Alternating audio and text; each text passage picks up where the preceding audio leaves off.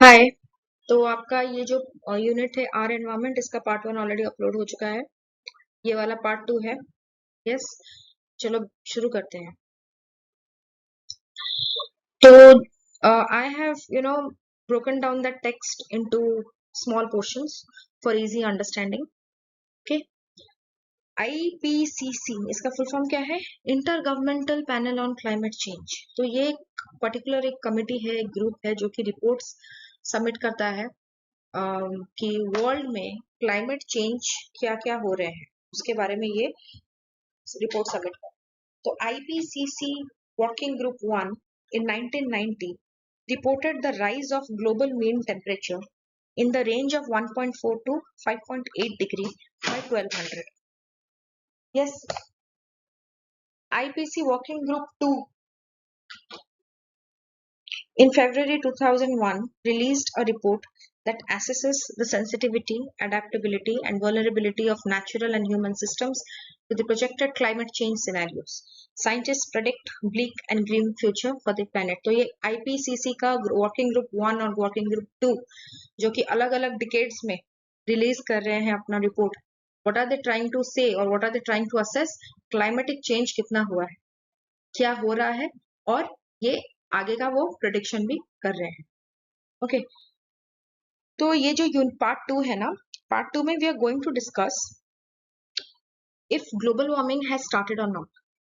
If the global warming has started as a phenomenon, then what are the effects, recent effects and possible future effects? Okay, तो पहला सवाल, has global warming started? Of course. What are the evidence क्या है ये अगर शुरू हो? और ग्लोबल वार्मिंग ये है कि इट्स नॉट समथिंग न्यू, मतलब ऐसे नहीं 21st सेंचुरी में हुआ या 20th सेंचुरी में।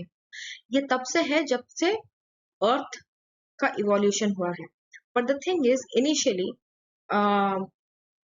There was not much development, CO2 का ज्यादा प्रोडक्शन नहीं था, ये मॉडर्नाइजेशन नहीं हुआ था, आपका CFC, oxides of sulphur, nitrogen, ये सब रिलीज होना इतना नहीं था। तो global warming as a phenomena was not taken very seriously.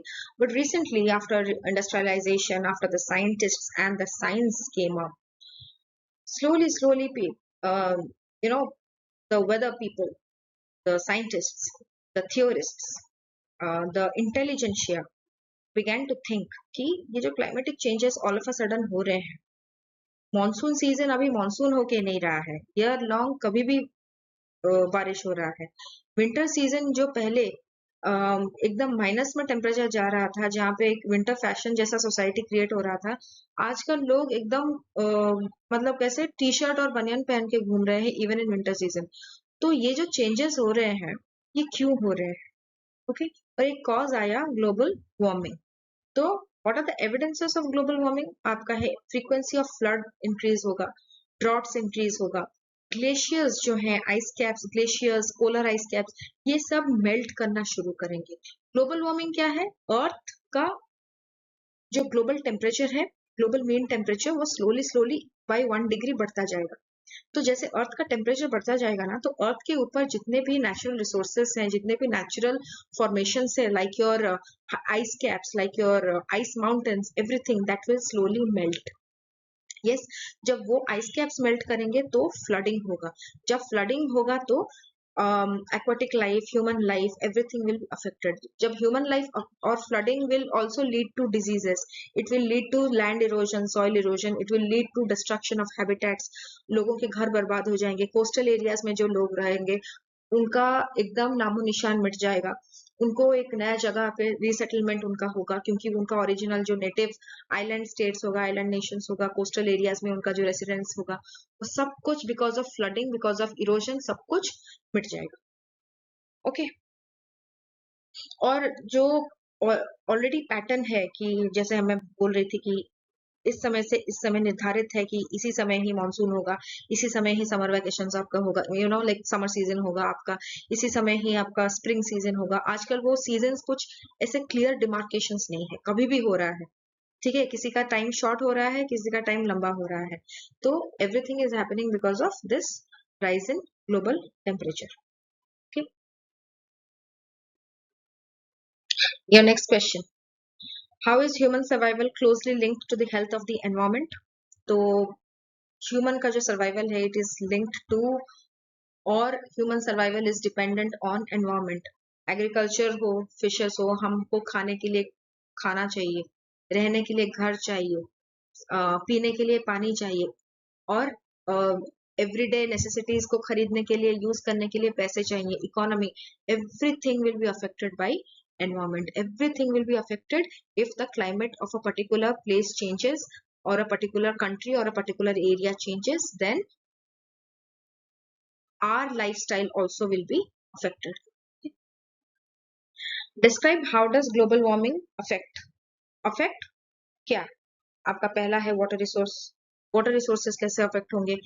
I have broken down, the paragraphs जो दिए गए थे ना text में, I have broken down into these small lines, sentences. I've broken it into sentences. तो आप पढ़ लीजिएगा, थोड़ा easy है, समझाने वाला कुछ बात नहीं है. Water resources, again I'm repeating the same thing कि glaciers they will start to melt. कुछ ग्लेशियर्स तो कम्प्लीटली डिसअपियर कर जाएंगे. अंटार्कटिका की अगर मैं बात करूं तो Antarctica slowly is, the icebergs they are breaking up, they are melting, तो वाटर लेवल राइज कर रहा है. और ऐसे नहीं कि पोलर कैप में वाटर लेवल राइज करेगा तो सिर्फ वहीं पे फ्लड होगा, नहीं, वहां से पानी आके यहाँ लैंड में भी आ सकता है, कहीं पे भी जा सकता है. यूरोप हर जगह अफेक्ट कर रहा है. वार्म वाटर करेंट्स अगर आप सुने होंगे अबाउट एल नीनो, यस, वो अफेक्ट हो रहा है. वाटर करेंट्स अफेक्ट हो रहे हैं. वाटर करेंट से हर चीज इंटरकनेक्टेड है, एक भी कुछ खराब हो जाए ना, उस चेन, उस साइकिल में कोई एक भी खराबी आ जाए ना, तो बाकी सब चीजें अफेक्टेड होते हैं. फिर जो आपका वाटर साइकिल है, आप पढ़े होगे ना बचपन से, एक वाटर साइकिल होता है, तो वो भी अफेक्टेड होगा.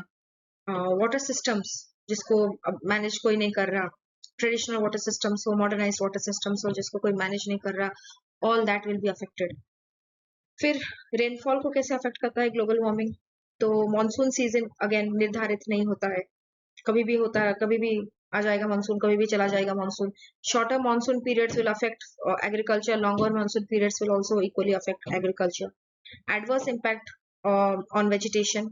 फिर जो राजस्थान जैसे एरिया, राजस्थान था डेजर्ट, डेजर्ट टाइप एरियाज, वहाँ अभी रिसेंटली अगर आप देखोगे कहीं पे एक एग्जाम्पल आया था कुछ महीने पहले, अरब के कोई देश में एक डेजर्ट एरिया में पानी आ गया था, राइट? तो that is, it's a phenomenon, it's a calamity, क्योंकि ऐसा नहीं होना चाहिए.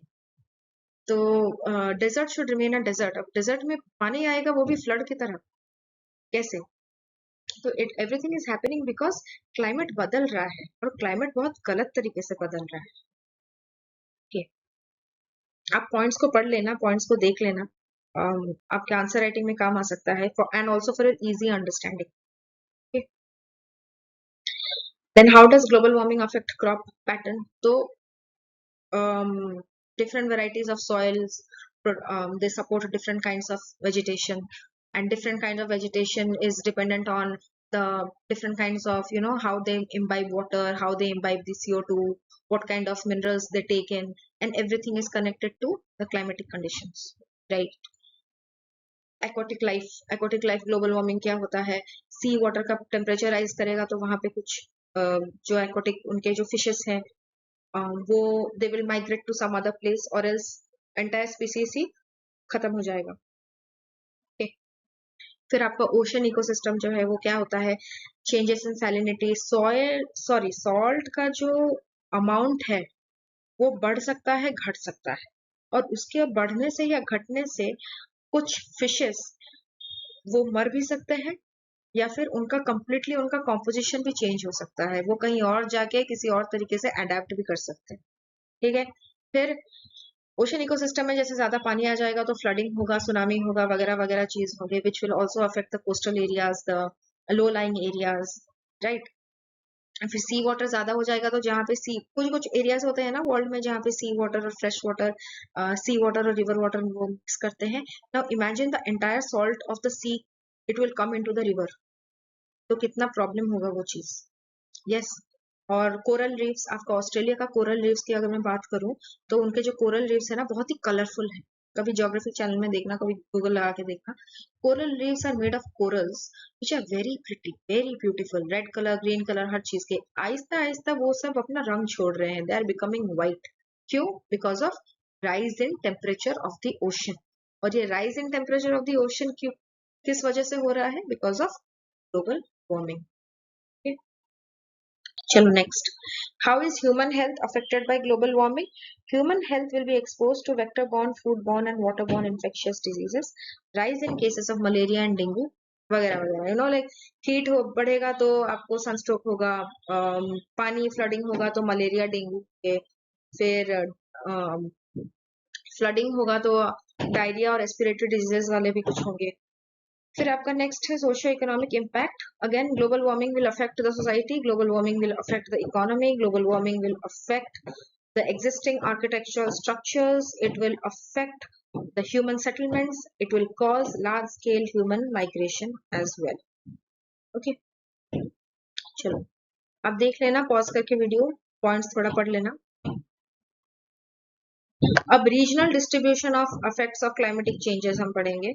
यानी कि रीजनल मतलब क्या? मतलब अगर हम रीजनल, यहाँ पे हम सिर्फ इंडिया की बात नहीं कर रहे हैं, हम वर्ल्ड सिनेरियो की बात कर रहे हैं कि डिफरेंट कॉन्टिनेंट्स कैसे अफेक्ट होंगे through global warming. I have broken it down.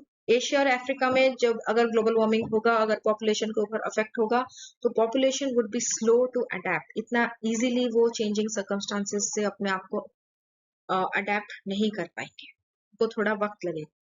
Okay, क्यों? क्योंकि एशिया और अफ्रीका के जो कंट्रीज हैं वो ज्यादातर डेवलपिंग या अंडर डेवलप्ड कंट्रीज हैं। बहुत कम कंट्रीज है जो कि डेवलप्ड है, लाइक सिंगापुर। यस, बाकी के बहुत से कंट्रीज हैं जो कि एकदम से डेवलपिंग स्टेज में है, जैसे कि इंडिया, हम डेवलपिंग स्टेज में है ना। तो अगर हमारे ऊपर किसी क्लाइमेट चेंज का कोई भी प्रभाव आएगा, we will be slow to react. तो अभी एशिया में अगर आए तो tropics of Asia will experience more droughts, floods, forest fires, there would be a rise in cases of infection. फिर लार्ज स्केल माइग्रेशन भी होगा, लोग इंडिया छोड़ के कहीं और जाके रहने लगेंगे, लोग आपके कोस्टल एरियाज से जाके इनलैंड एरियाज में रहने लगेंगे, and obvious threat to biodiversity. Point number 3 अगर हम बात करेंगे, नॉर्थ अमेरिका और यूरोप में अगर कुछ हुआ, पोल्यूशन हुआ या कुछ भी ऐसा कॉज हुआ, तो वो लोग इजिली अडेप्ट करेंगे। क्यों अडेप्ट करेंगे? क्योंकि नॉर्थ अमेरिका और यूरोप में इतना ज्यादा चेंजेस नहीं होगा, उनका एटमॉस्फेयर थोड़ा अलग है, तो ज्यादातर चेंजेस, ड्रास्टिक चेंजेस नहीं होगा। और अगर हो भी गया ना, तो वहां के लोग रेजिलियंट है इन नेचर, प्लस क्योंकि वहां के कंट्रीज डेवलप्ड कंट्रीज है, तो उनके पास उतना रिसोर्सेस है कि वो मैनेज कर लेंगे। okay?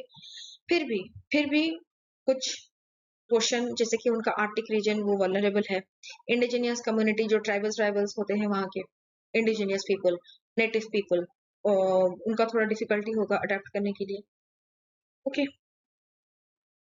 ओके, फिर पोलर रीजन्स की अगर हम बात करें तो परमाफ्रॉस्ट थॉइंग हो रहा है। परमाफ्रॉस्ट थॉइंग का क्या मतलब है? थॉ यानी कि आइस मेल्ट होना।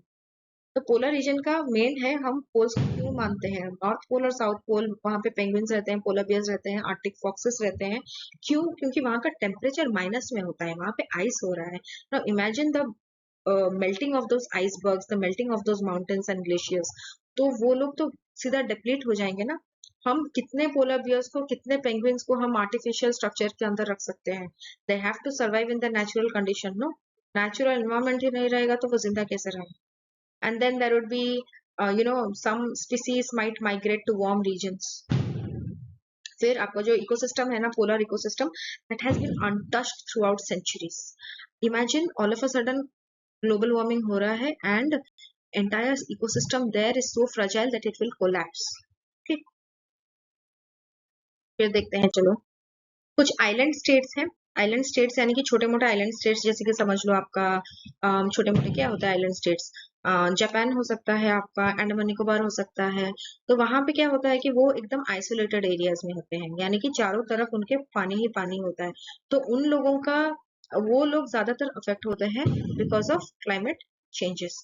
वहां पे थोड़ा सा भी अगर पानी का लेवल राइज कर जाए ना, तो वहां पे फ्लडिंग हो जाता है, सुनामी हो जाता है, थोड़ा सा अंडर वाटर कुछ भी ऐसा। Exposed to enhanced coastal erosion, migration, storm surges, storm surges, again water level rise मतलब वाटर रिलेटेड हर एक इश्यू वो लोग फेस करते हैं। ओके, फिर वो स्मॉलर स्मॉलर आइलैंड्स, सर्वाइवल उनका बहुत ही ज्यादा पॉसिबल नहीं हो पाता, क्योंकि बड़े बड़े आइलैंड में ज्यादा पॉपुलेशन है उनका, कुछ मेथड्स ऑफ सर्वाइवल ज्यादा अच्छा होगा, लेकिन थोड़े छोटे छोटे islands usually they disappear with time, and they will disappear with time given to this concern of global warming.